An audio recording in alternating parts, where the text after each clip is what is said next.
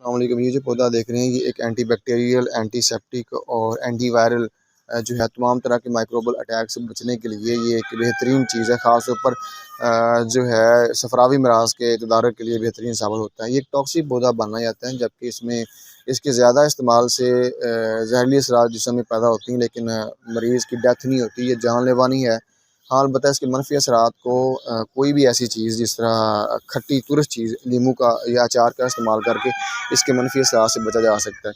اس کے پھولوں کو ہاضمہ ادویات میں، جس میں پیٹ میں ہوا گیس بنتی ہے، بعض ادویات کے ساتھ سونڈ یا کالی مرچ اس طرح کے اجزاء کے ساتھ استعمال کیا جائے تو یہ بہترین ثابت ہوتا ہے۔